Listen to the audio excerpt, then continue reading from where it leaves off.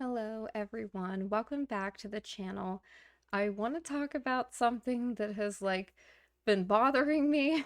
Okay, Megan Fox did this interview with Drew Barrymore. Okay, so she has recently published a book of poetry called "Pretty Boys Are Poisonous," and everybody is applauding her and saying she's being stunning and this was stunning and brave, and some of the things that she has said and some of her behaviors I feel like are it's not very stunning and brave, you know. And I want to talk about her comments on being addicted to falling in love, though, because I think that this is something that can be applied to other people, right? It's not unique to her, and I think it's something that I can use to illustrate and talk about some other things, right? So, all right, let's just go ahead and get into it. Actually, you know what? Before I play the clip, I want to bring up this article here. Megan Fox says she shared energy with horrific people before Machine Gun Kelly. So you'll notice that she does this weird, um, she kind of says weird stuff like vague things. She'll make vague insinuations and she's not she like implies things without like saying it, and that's something that bothers me, right? What does this mean? You shared energy with horrific people, and then the question that should be immediately asked is why? Why did you do that, right? Here it starts. Megan Fox is bravely using art to process, these bad relationships of her past. To be fair, I don't want to be mean or offensive to anybody. I think that I've written poetry myself. I published my own cringe poems and stuff. If people want to do that, I have no problem with that. Good for her, right? But let's not pretend that this is somehow stunning and brave. This is really just the artistic process that everybody goes through, right? I don't know. I just kind of think it's weird that we're somehow going to pretend that this is brave. She's an adult woman. Like, it's not that brave to write poems. But anyways, she says that this is not an expose that I wrote or a memoir, adding she doesn't actually identify any of these so-called heirs by name. So she's basically making allegations of mistreatment, but not naming who those people were who did that to her, so that maybe the claims, which again are vague, could be substantiated. And if it did happen, it's like, okay, I can understand if you're young and you're like, everybody's young and they make mistakes, or maybe they come from, a broken home or a bad life, and they go through a period where they are in abusive relationships. But then after a certain point, as you grow up and you become an adult, you recognize that that's not healthy, and you grow out of that, if that makes sense. But anyways, because at a certain point you're choosing to be around, you're choosing to stay, you're choosing to be there. This is somebody who was an actress. She at a certain point was quite successful and had a fair amount of money. It's not like she was forced by circumstance to stay with somebody that was mistreating her. That would have been a choice that she made. That I think, responsibility should be taken for that. But she says, quote, throughout my life, I have been in at least one physically a relationship and several psychologically very harmful relationships. So these are the things that she's saying, and that could very well be true. And if that is, that's very sad. And I feel bad for her. But I also think that, these are actually, maybe it's more that these are toxic relationships and that mistreatment is mutual, right? That could be possible. I'm not saying I know for sure. Certainly, I do not know and claim to speak for her or what she's experienced, but I just thought it was weird. It's like, okay, if we're going to say she's being brave, then wouldn't it be braver to like name these people if they did bad things to you? I think that would be brave. Okay, so anyways, she said while some of her poems were metaphors, all were, quote, real life experiences, and she has previously spoken about being mistreated throughout her Hollywood career. Um, and so some of the things that she has talked about is very, wow, strange. So she did do a live reading of her poem book, and I think that's pretty cool. Good for her for um, writing her poems and publishing them. She says that she, quote unquote, hurt a lot of people due to addiction for love with co-stars. So she has had, or she's talked about, and she certainly described like um love addiction, symptoms of like love addiction. And that usually does come from people who are like really damaged people, right? And they're seeking something externally in others because they feel like they don't have that internally. Like they need that. It's just very toxic. Okay. She says has opened up about her wild, quote unquote, love life as she reveals she used to be addicted to falling in love with her co-stars and probably hurt a lot of people. And this is a screenshot from the clip of her talking about this with Drew Barrymore. We will play it and I'll give my commentary, but I wanted to bring this up first though. She says she has revealed a lot of people have been in love with her, as she admits she used to be addicted to falling in love with her on-screen colleagues. So that's another narcissistic thing to say. A lot of people have been in love with me, so I've broken so many hearts. It's just a strange thing to say. And then she admits to I guess inappropriately feeding that, right? Because she enjoyed and she liked what I think she was addicted to actually wasn't falling in love with other people. I think what she was addicted to was falling in love with their idea of her, like the image of that they would project of their fantasy of what she was. I think that's what she was. I think she was in love with herself and the image of herself reflected in these other people and their quote unquote love for her, right? She says, I was addicted to falling in love, and I think I probably hurt a lot of people in that process too, because a lot of people have been in love with me, and I did not respect or honor that. Okay, so she admits she left a string of broken hearts behind.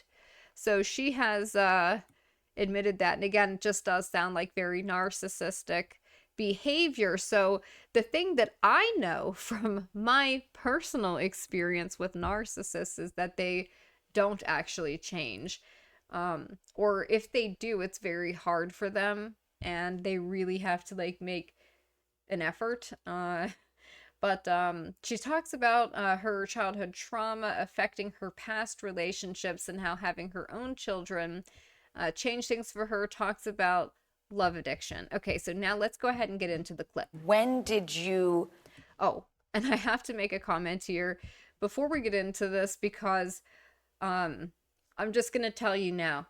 I can, and I say this with all due respect, I cannot stand Drew Barrymore. And that is no disrespect to her and to anybody that, is a fan of hers. I just find her incredibly off-putting, obnoxious, and fake. And yeah, so I don't like how she talks. I think she does a lot of nonsense speak, and so does Megan Fox, and you'll see what I mean as we get into this. So let's go ahead and listen. Oh, and I also want to point out too, and it may sound rude or petty to talk about this, but Megan Fox has gotten her nose pierced, she's gotten a bunch of new earrings in her ears, and she's got these butterflies in her hair. The butterfly symbolism reminds me of a little bit of MK Ultra, right? Symbolism going on there, just saying. But it actually reminds me of something that like a 13-year-old girl would wear. So I think that she's like, it's so weird to me how she was sexualized as a child, and now it's like she's being infantilized as an adult. And Drew Barrymore acts the same way. These are women who are um, grown women and mothers. Like Megan Fox is almost 40. Drew Barrymore is even older than that. And when you listen to them talk, it sounds like you're listening to emotionally stunted people, that they sound like teenagers rather than, I guess, the kinds of things that you would expect an actual mature adult and parent to talk about. Become able to be objective rather than the girl that we enter these enterprises with. Okay, so what? First off, right off the bat, she's doing nonsense talk. What does that even mean? When were you able to become objective and not the girl that we become when we enter into these enterprises? What? Red flag. Another person rather than the. So she's saying, like, when you enter a relationship with another person, you become a little girl. What? And you're not objective.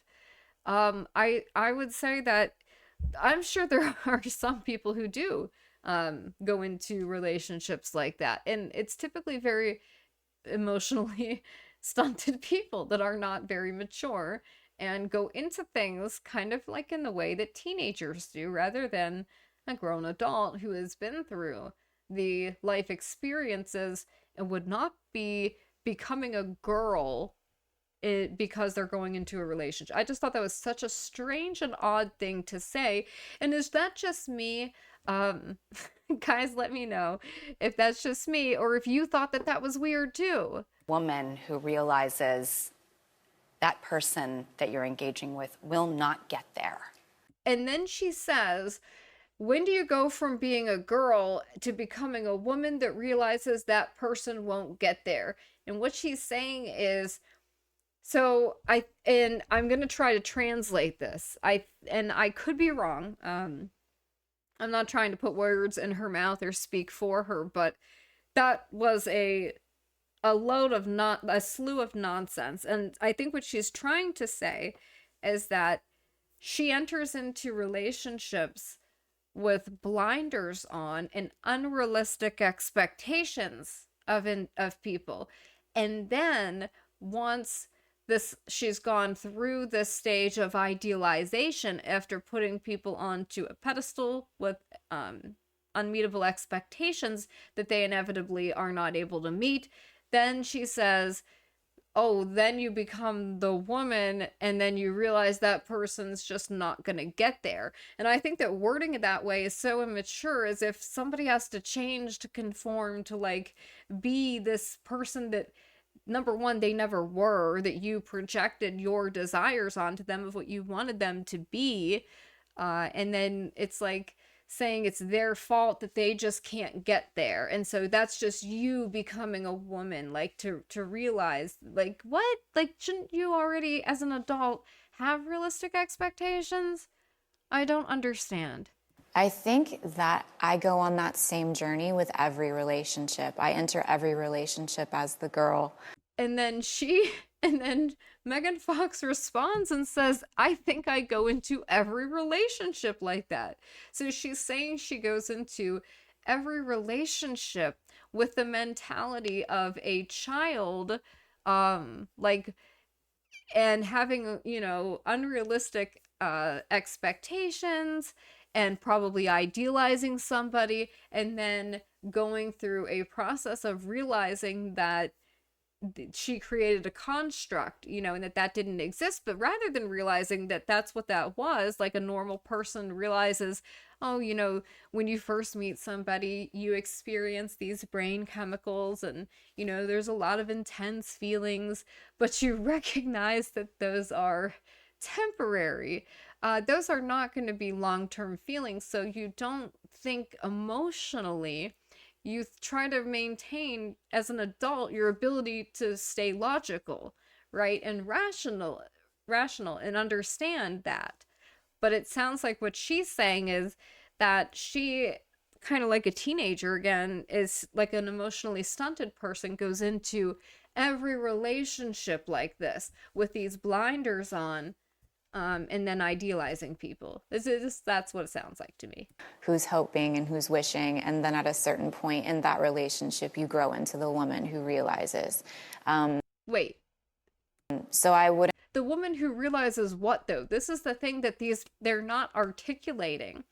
And I think the reason that they're not articulating it is because if they had to talk about it more, they'd have to explain that these relationships fell apart and that maybe they played a part in that too, right?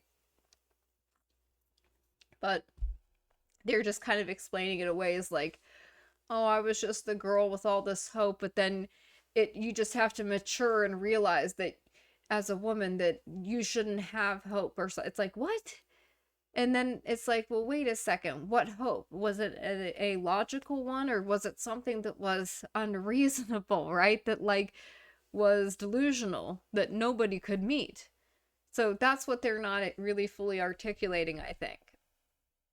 But she talks about this, right? Of going into every relationship like with all these hopes and then coming to a realization that that's not real. And I think that what she's trying to also articulate is that she goes into these relationships wanting these things, having these expectations, and these are deluded and distorted expectations that for whatever reason she can't recognize that.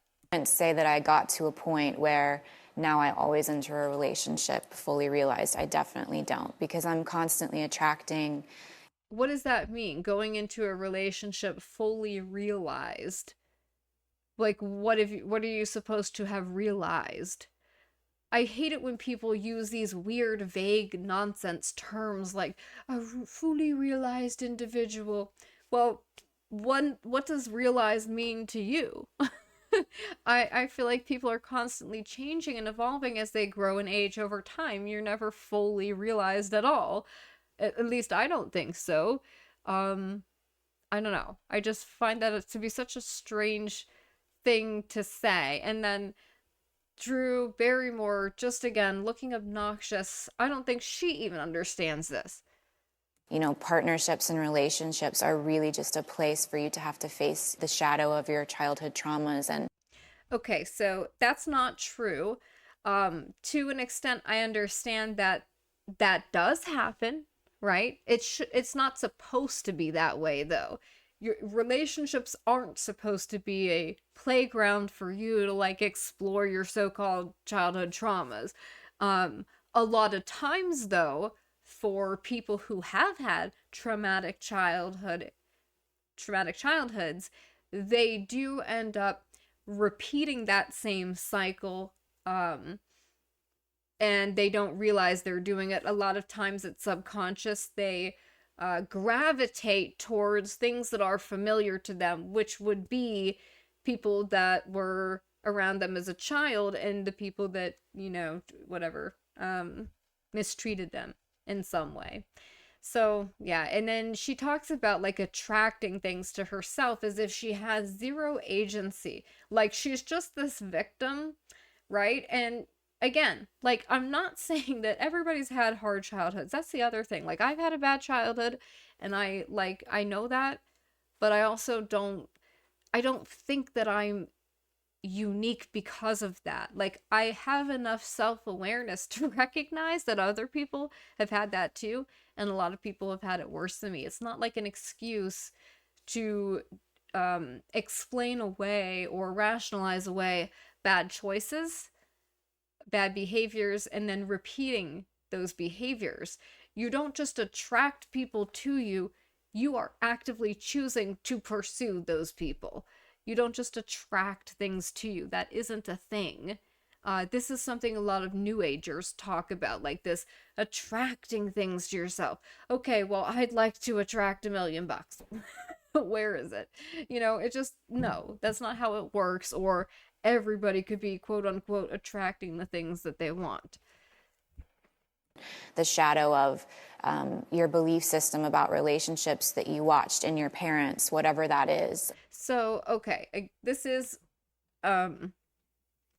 it's true to an extent that maybe a lot of people are attracted to people who were like their parents because that's what they or familiar with, you know? But it is not true that like that you are have to do that, that has to happen or like always happens. That's not always the case. A lot of times people are able to recognize that they were mistreated as kids or whatever, and they know that's, I don't want to be around people that act this way. And I have very specific ones based on my parents. So I'm always attracting to myself. No, you don't attract things to yourself. You are going out and actively pursuing that. There are, and I'll tell you this. She's a successful, wealthy actress, you know? She's in well-known movies, Transformers, Jennifer's Body, whatever. You know, there was a time where she's a really big deal. And I'm sure there were lots of people, normal people, that came into her life or at least wanted to be or expressed interest, and she probably just ignored those people. It's not that she just attracted to herself these crazy people. She actively went out because that's the, you know, and pursued those people. That's just a fact. Maybe when she was, you know, like 17 or 18 or something and still kind of young, you could say that she did, that maybe she was vulnerable and there were circumstances or something. But again, once you become an adult at a certain age, you can't just like use these as excuses to not take responsibility or have any accountability. Like, you're not just a passive person, like you're not just passively there as everybody else is doing things to you and things are just happening to you. Like, you have the agency. Either a version of my stepfather or a version of my mother. And then... And what is that? My stepfather he's passed on now. He was very impulsive and aggressive, very like verbally, mentally, emotionally abusive. And then my mother, who is still with us, and I don't want to drag my mother, but Okay, so she is now talking about like how her parents' influence has affected her behaviors and relationships. But what I don't understand is, if she can recognize this, why is she still doing it though? Because it seems like, again, that she's talking about repeated behaviors. My mother, I perceived her to be more passive and wasn't as protective of me as she should be. And also, I don't mean to be disrespectful, as I said, but can we just point out again that these are two almost middle-aged women, mothers, and they're acting like teenagers, like gossiping or having a gossip session. Like, look at how Drew's sitting on the couch, you know, like some kind of teenager. And what is Megan wearing? For like a grown woman, that's a very short shorts. And so I think I either will attract a partner who brings the sort of overly masculine. So these are self-defeating beliefs that she's describing, and like this predetermined mindset of, because X, because I had this kind of stepdad and this kind of mother, then I'm going to attract these people, as if it's somehow unavoidable or something. Like that there's just no say in the matter. This is just what's gonna happen. The rage element, and then I become my mother in that relationship. No, again, you don't just become, like, you're choosing to act a certain, like, you're choosing to exhibit certain behaviors. Or I attract a partner who plays the role of my mother, and that awakens a shadow in me as well. What? Awakens a shadow? What does that mean? Okay, can anybody explain that to me? Is this nonsense talk? Well, where I become very rebellious. No, you don't become like, again, she keeps describing this stuff as if there's no choice in the matter or it just happens. Like, I just become this, like, because this person does this. And it's like, no, what? You can control how you act. You don't have to become your mother because this person did this or whatever. Like, you're making a choice to do that. And I resist and push against the relationship from that angle. Okay, so I think what she is talking about, maybe more subconscious things that she's doing to push people away or something. I can understand that, but I don't think she's articulating that properly. If that's what she's trying to say, I can understand that. There are a lot of people who have had, traumatic experiences or traumatic pasts or whatever, that because of that they have certain things that they do not on purpose, subconscious things coming from fear and anxiety, right? I can understand that, but again, at a certain point, like, you have to recognize what you're doing, and you have to stop yourself from doing it and take responsibility. So amazed to hear. Are you in therapy? Yeah. Oh God, look at Drew. Oh my gosh, you go, girl. Are you in therapy? Why are they all in therapy, and why do they all brag about this? Like, it's a like, is this a virtue signal thing now? Is this like a flex that they all have to brag about their traumas and how they're quote unquote healing and getting therapy? Because I feels like, to me, this is just another expression of your narcissism. Like, these women are wealthy, they have money, they're celebrities, they're famous, and they can pay a therapist who has to sit there and listen to them talk about themselves for an hour. I'm sure they're all in therapy, and bless those therapists, right, that have to listen to Drew Barrymore for an hour. I've been in therapy, obviously, for a long, long time. Okay, so here's another red flag, right?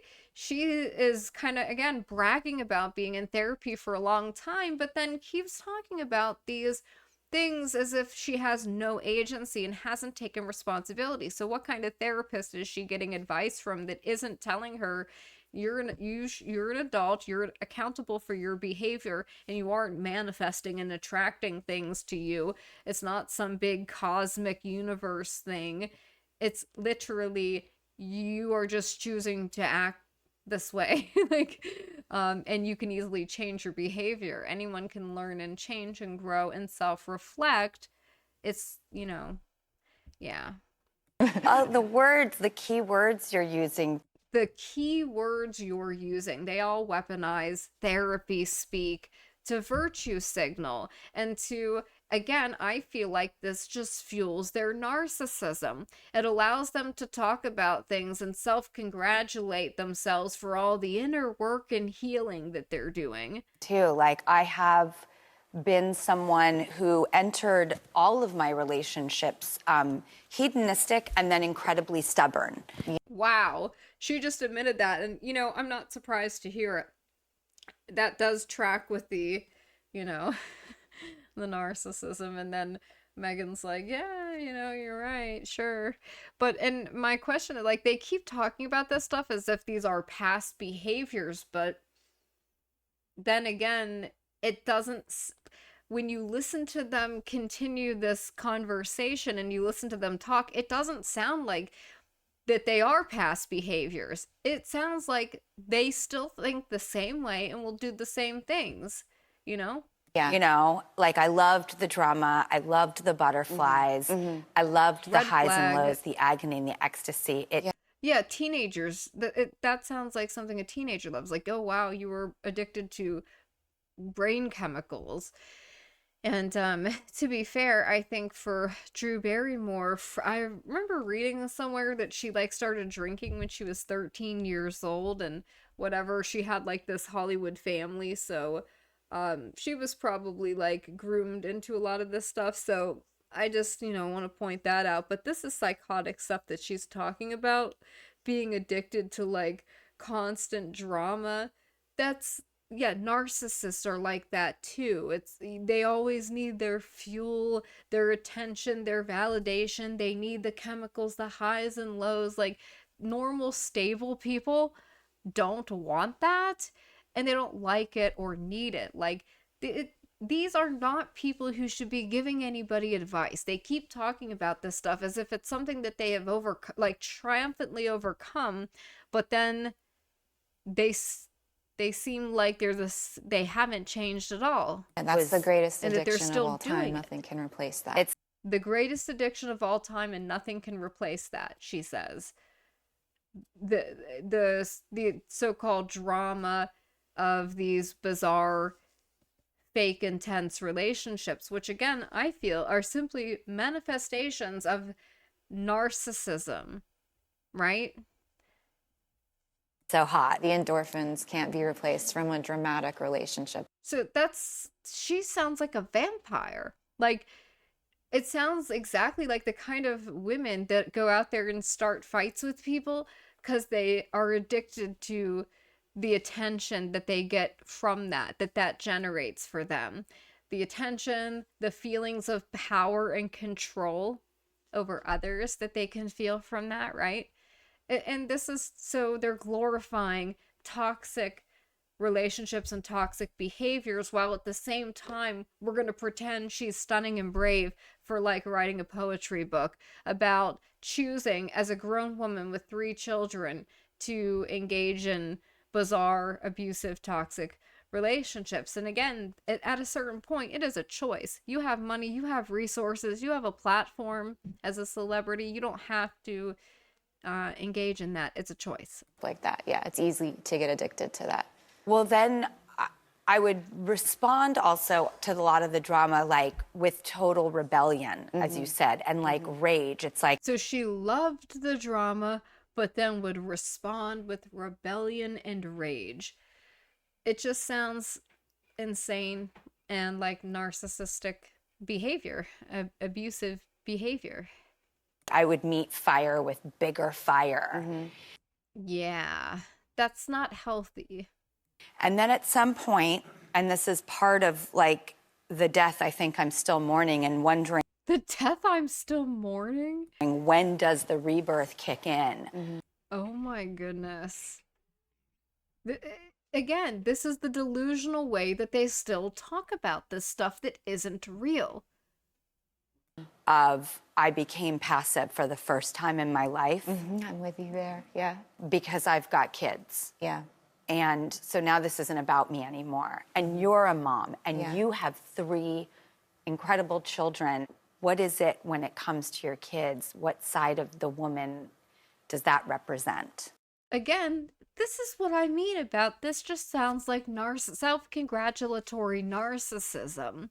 She's saying, oh, I became passive and I'm mourning this loss of, like, I don't know, having these dramatic relationships because she had kids, and then she's mourning that lifestyle, right? And says, oh, now it's all about the kids and it's no longer about me anymore. And then turns around and talks about, oh, well, you have kids, and so what part of the woman does that represent? Again, making it all about you. So it's like, what are you saying? How is it no longer about you anymore? And then you turn around and make it right about you. I think with my kids, that was the first, because when I was young, I was really rebellious and wild, and was always running away to fall in love with a new love, every new co-star, Yeah, so this is the thing that we talked about earlier, that's her so, and this is the thing, she does not take accountability while she's talking about it as if she has. Look at her poetry book. She is always the victim and was somehow there by chance or something, and didn't play a part in it. Like, I think what she's really describing is mutually toxic relationships, right? Like, they both mutually mistreated each other, but now she's reframing it herself as just a victim. That's how it sounds to me. That's just how it comes off and how I read it. whatever. I was just a free spirit that way. And Love junkie. I was addicted to the falling in love. And I think I probably hurt a lot of people in that process too. But so she says this, but it doesn't seem like she really does genuinely mean it. Just listen to how she talks about this. Because a lot of people have really been in love with me and I did not respect or honor Yeah. that. such a narcissistic thing to say too. A lot of people have been in love with me. So many people were in love with me. And then she said, like, you know, about her talking about her book where she writes these poems, and it, you know, again, she's in every poem, she is the victim, even though she'll say some of them are just allegorical and not necessarily about her. It's clear that like she's portraying herself as somebody that has like overcome, all this mistreatment by people who she won't name. And she says, I have been, I've shared energy with very, very famous, very bad and horrific people. Well, then who? And what have they done? And what do you know about them?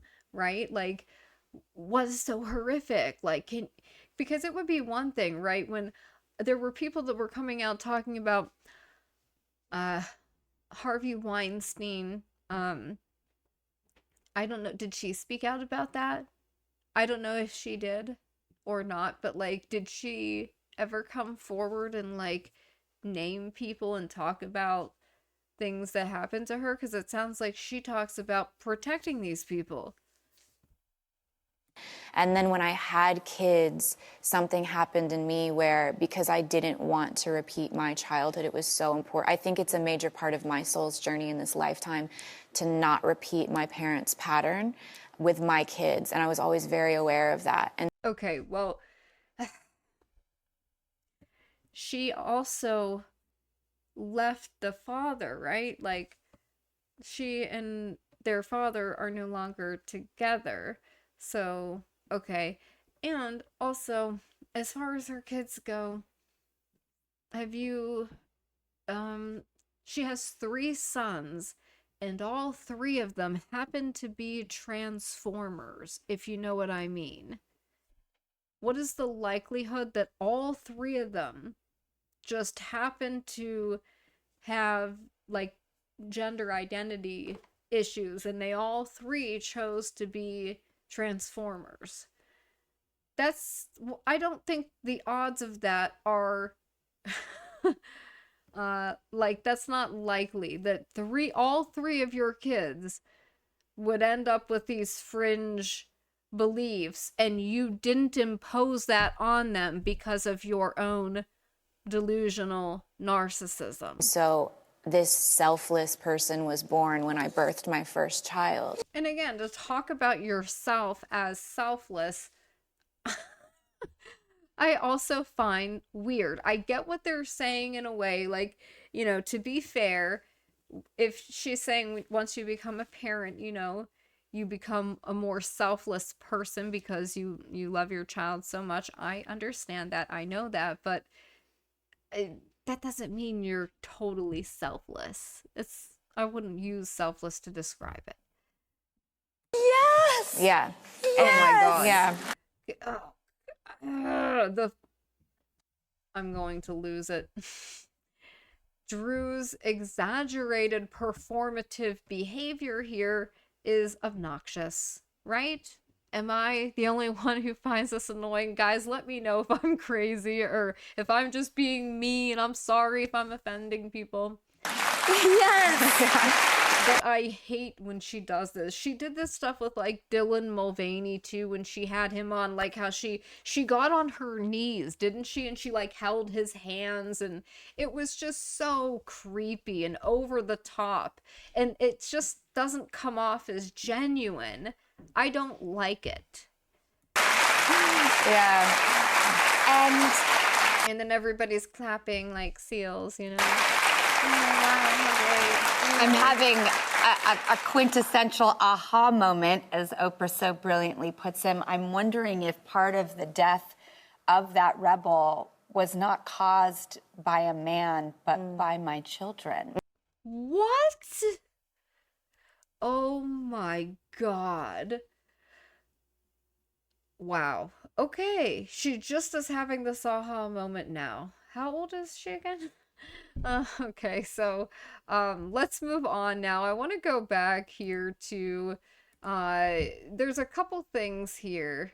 So I wanted to read just part of this, right? So this is getting into her book. The book is called Pretty Boys Are Poisonous. And again, like boys. So she talks about her quote unquote fiance Machine Gun Kelly a lot as a boy. Like she refers to him as a boy, and I find that incredibly like creepy and strange. So in the book it says she doesn't name any of them the people she's talking about by name, but some of them appear to be written about him. And in the book she makes references to a 32-year-old narcissist, her quote true love twin flame, and a quote complacent rock star pretending to have quote unquote good intentions. So let's unpack this. How ironic is it that she, who I believe to be a narcissist, is referring to him as a narcissist and then calling him at the same time her true love and twin flame. Twin flame, this is a sick and unhealthy concept that does not exist. It is a nonsense new age type thing, and it is about self-worship and the worship of other people and your own narcissistic reflection in them, in an unhealthy, codependent, bizarre relationship, I suppose. But it's just gross. And so she's calling him a narcissist, and it's like, well, I think you are too, right? Aren't you both? And then saying he's pretending to have good intentions. Well, then why are you choosing to be with him if you know that his intentions aren't actually good? Why is he being allowed around your 3 kids? Like, it makes no sense. She says, quote, you are an addiction that no amount of prayers will ever cure. A beautiful boy is a deadly drug. Again, this talking about men as boys.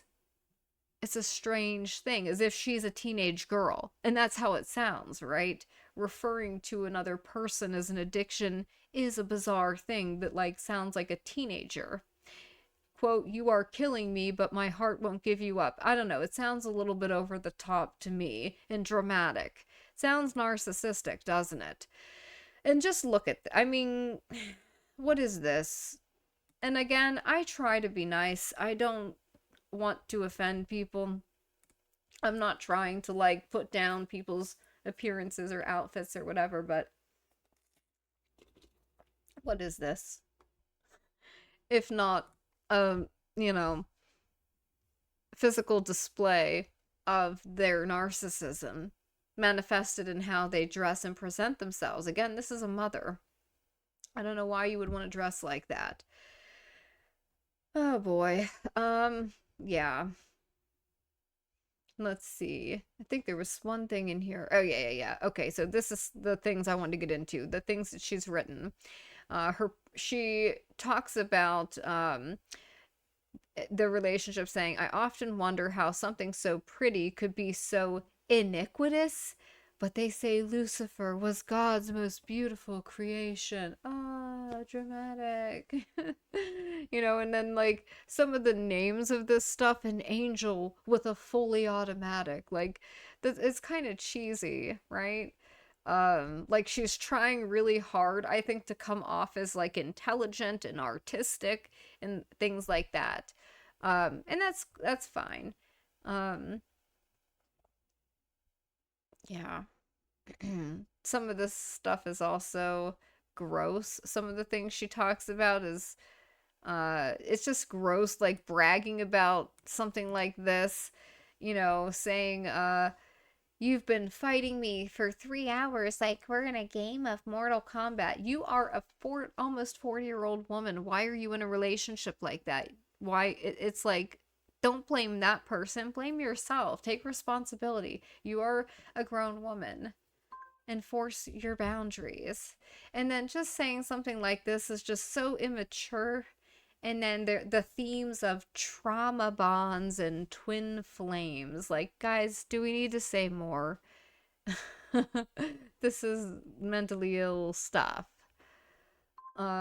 Anyways, yeah, she loves toxic relationships. I would agree with that. Okay, there was yeah, this one, because this just shows, I guess, the vindictive kind of petty side, which again leads me to believe that she is like narcissistic. She is satisfied knowing her exes are squirming after her poetry book. So she's pulling a Taylor Swift. Um, this was another. Can I So read you? this was so weird. She wrote a poem called Unrealized Potential, where she's basically writing about a, a man, and she talks about him as if, again, he only exists as what the image of what she wants him to be. And if he doesn't conform to her weird projection of what she thinks he should be, she calls it he just hasn't realized his potential. How insulting to that man, right? I mean, that's just such a crazy thing to say. The poem that made me have to put the book down on my chest and think for a while. Yeah. Oh, okay. I doubt that that happened. Like, let's not pretend that she does a lot of that thinking, I mean. Called Unrealized Potential. Can I ask for you what this is about? I think that could be applied to And like the expressions where you can tell that it's forced, trying to appear very empathetic and sympathetic. I really dislike it. Get the feeling that she's a sociopath. I'm just saying. many people throughout my life, but I think when you're in a relationship with somebody who you see so much potential in them and so much, you connect to their soul and you know who they could be or who they should be. Who they should be. You, quote, connect to their soul and know who they should be. What? And because of their own childhood traumas and unhealed issues, they're not able to be who they're meant to be or who they Oh, because they just have unhealed traumas. They can't become who they're supposed to be because she knows better than them what they're supposed. This is narcissistic insanity. It's just amazing to listen to.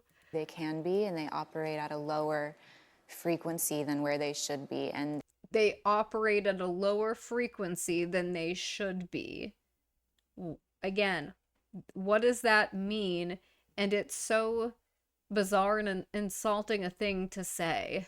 they they wear a mask of someone that's not really who you know that they can be to you, and you know that they could treat you better, and that What? No.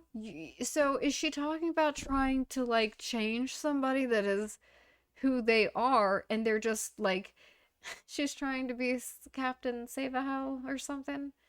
You know, like, oh, he has potential if he would just, why are you going after these people then that aren't aren't treating you right? Like, none of this makes sense. the love could be so much stronger and could be special, and this relationship could be so much more. But because they're not willing to get the help, they'll never be their best self. And so Wow. It's just amazing. I don't even know what to say. So this is one of the I wanted to bring this up. Hopefully you guys can read that okay. This is one of the poems she wrote where she refers to herself as a goddess. You can read it yourself right there. Not all goddesses fly. Some of us struggle on the ground. As the mortal men we gave our hearts to keep their feet on our necks. But one day we will remember our own names and turn them all to ashes.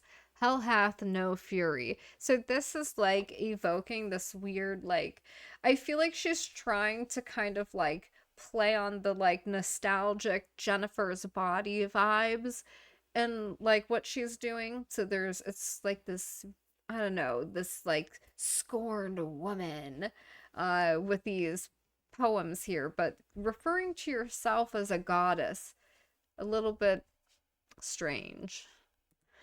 And then just this is some of the pictures she puts out. Again, this is inappropriate. I think for a grown woman with children to be dressing like that. As you can see, there is something protruding from her blouse. And then this is a recent picture that was taken, and I am not a fan of Machine Gun Kelly, but does he look like he's becoming less human by the day? Like, is the life being sucked out of him by a vampire? I do not know. Um, or is he just intoxicated or high in this picture? You guys be the judge. Yeah, and this bizarre these outfits, like, I just feel like there's something very performative about this. And it isn't just it's not just her either. I have had a creepy feeling about um the relationship with Taylor Swift and Travis Kelce and how that is going. It's super creepy. Um, yeah. Okay, let's see. This is another one, which again I thought was kind of narcissistic sounding. Another one of her poems. I've humbled kings alone. I have fought wars against titans. Still they foam at the mouth, attempting to silence me, because I am a mirror that reminds them of what they cannot have. You mistook me for a possession when I was a nuclear weapon all along. You wanted Marilyn Monroe, but you got Joan of Arc instead. What's creepy about it, narcissistic, is that she's had this Marilyn Monroe tattoo, an obsession, forever, and then referring to herself as Joan of Arc and a goddess. It's like, is this not narcissistic and delusional? And you could call it art or whatever, but to like make the claim that you've got, humbled kings alone is a bit brazen.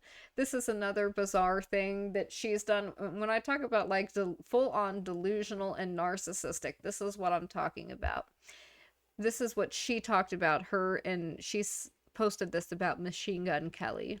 The tale of two outcast and star-crossed lovers caught in the throes of a torrid solar flare of a romance, featuring feverish obsession, red flag, can't say the other word here, shamans, lots of blood, general mayhem, therapy, tantric night terrors, what? Binding rituals, chakra sound baths, psychedelic hallucinations, organic smoothies, and then she's bragging about again this thing, saying it would make Lucifer clutch his rosary as if he has one. It's just bizarre and weird. This was another thing she'd posted in July of 2020. In July of 2020, we sat under this banyan tree. We asked for magic. Yeah, she leans into this witchcraft stuff a lot. We were oblivious to the pain we would face together in such a short, frenetic period of time, unaware of the work and sacrifices the relationship would require from us, but intoxicated off of the love and the karma. The karma? Somehow, a year and a half later, having walked through hell together and having laughed more than I ever imagined possible, he asked me to marry him. And just as in every lifetime before this one, and as in every lifetime that will follow it, I said yes, and then we drank each other's blood. Like, okay, Angelina. You know what I mean? Like, she cannot apparently, she wants everyone to think she's super intellectual and stuff, and it's like, well, then why are you just trying to mimic other people? You look like a Kardashian now, and then you're trying to imitate, I guess, Angelina Jolie and lean into this weird thing with Machine Gun Kelly where you pretend you're like a Pam and Tommy, and you're also kind of copying Kourtney Kardashian and the guy from Blink 182. It's a little bit strange, okay? I feel like it's kind of weird. Um, and again, I don't mean to be disrespectful. I do not mean to be rude, but you know, I have pictures of, by the way, her with her kids in here. There's a couple other things I think I wanted to touch on. Let me just make sure I haven't forgotten because if, oh, yeah, okay, this. So, yeah, some of the things that she has talked about uh with the twin flame things, and her like going out with Machine Gun Kelly all the time. It's like, go spend time with your kids. She's dressing like an 18-year-old. I think that's kind of weird too. The talk about astrology and sharing a soul. She does a lot of oversharing about her relationship with Machine Gun Kelly. Like, she really overshares, and he does too. They both do it. I think that she engages in a lot of like clout chasing behaviors or attention seeking behaviors online. If you look at the go look at her Instagram. You don't really see any pictures of her being a mom and doing mom stuff. Let's just say that. She once referred to Machine Gun Kelly as a rehab Barbie, which I think is kind of funny though, that like he's allowing her to talk about him like that. That's kind of crazy and super disrespectful. She talks about how they do rituals together and they consume each other's blood. She claims that she's been manifesting him since she was 4 years old. That was one of the things I found super creepy about this. This is a quote from her. She says about Machine Gun Kelly, quote, "He's literally my exact physical type that I've been manifesting since I was 4. I'm also 4 years older than him, so I think I made him." So that's incredibly narcissistic and bizarre.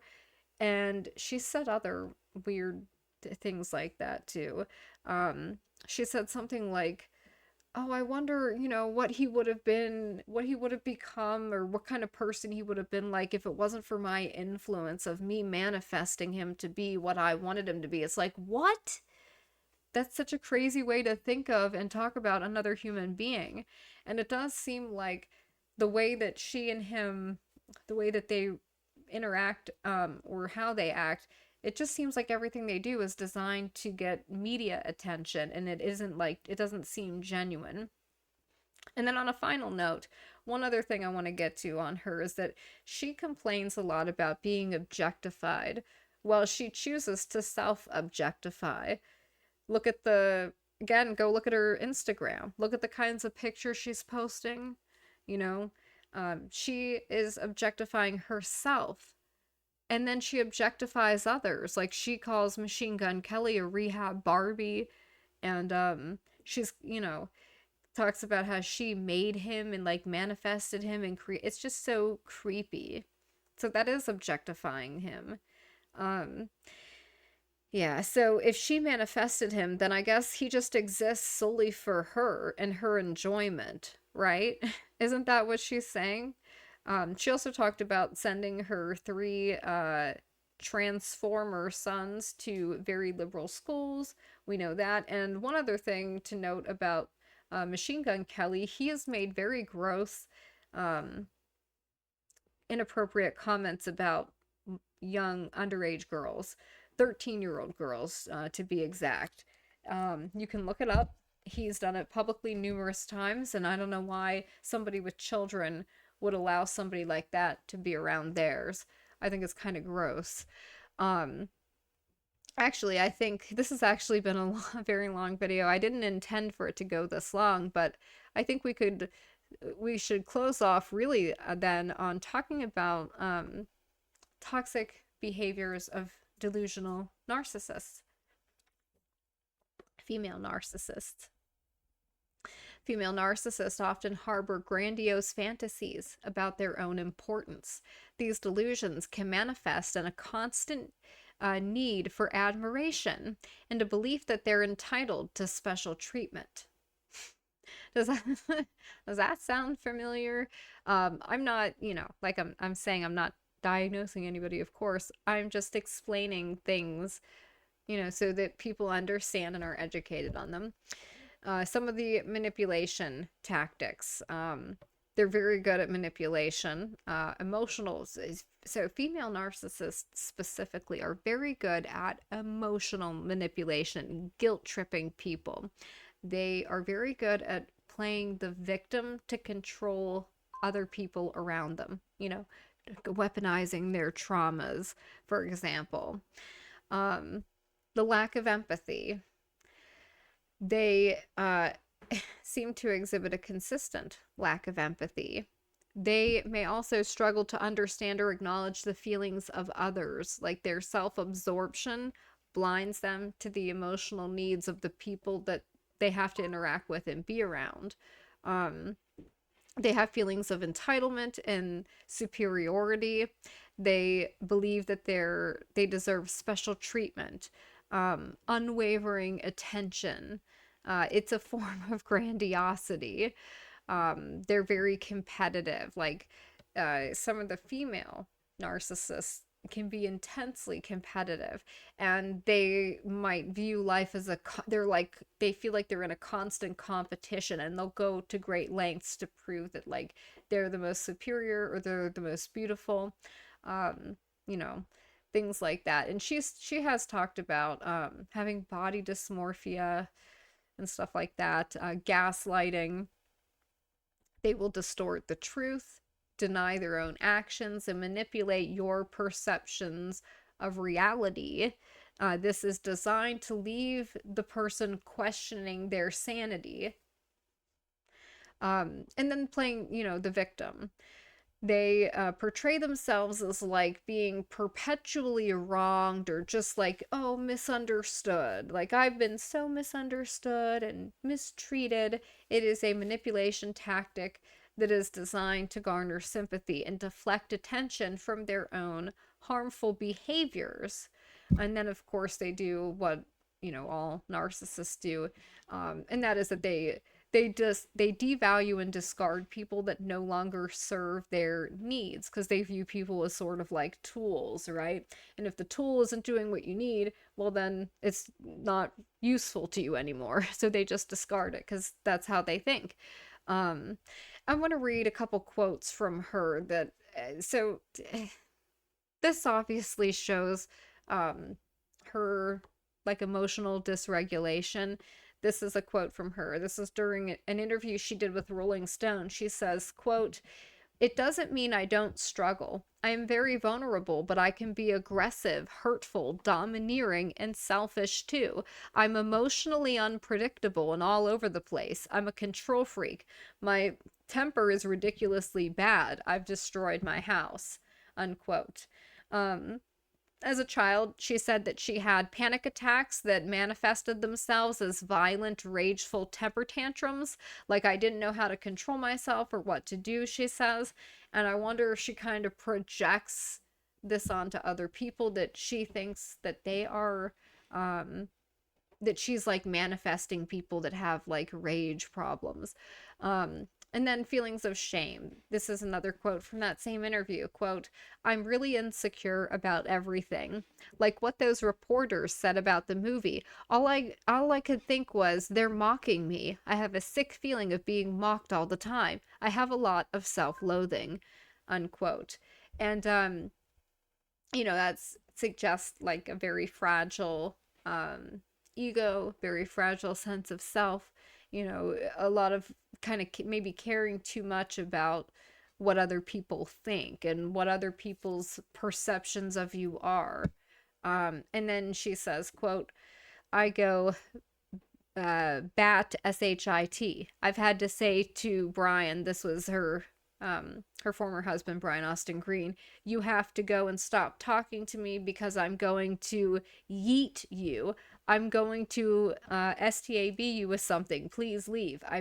I would never own a weapon for that reason." Um, and so that's just kind of like, okay, that's very odd. That again suggests like a level of like immaturity and emotional instability. Um, she also talked about as a child, she had started to see a therapist because of her quote emotional problems unquote, but it didn't seem to help. She said she's sensitive about the environment. She requires a quote unquote cocoon of pillows to make her feel safe. She can't sleep in the quiet and in the dark. She doesn't like to look in the mirror. She admits to drawing blood during encounters, but doesn't elaborate. She admits to self injury, but doesn't elaborate. She hints at an eating disorder, but doesn't elaborate. She is uh, and bisexual, quote unquote. In any case, yeah. So, um, I just feel like I thought it was kind of it's it's weird, that she put this poetry book out there and now everyone's like saying, "Oh, she's stunning and brave," and the talking about being addicted to falling in love, but I think she still is, and I think that that's quite evident. So maybe she does have a level of self-awareness, but then if she does have it, why does she continue the behaviors?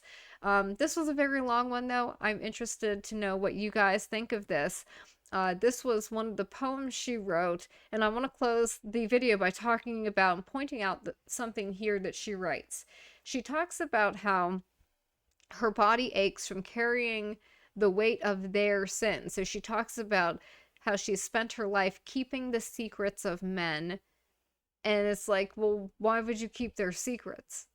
You know, if and what are these secrets? What are these secrets that are so dark that they're causing your body to quote unquote ache? And should you be telling them? Is she hinting at something really bad maybe that she saw take place in Hollywood? And if that's the case, she should say so, right? She should talk about that. But I would suggest, and I would say that her body aches from the weight of her own sins, though, right? Because she partook in that behavior. Like, again, she refers to herself as if she is just simply passively there and everybody's just victimizing her, as if she had no agency of her own and has no responsibility and didn't participate at all. No. If this is true, then that is from the weight of your own sins, and I would say that the wages of sin is death.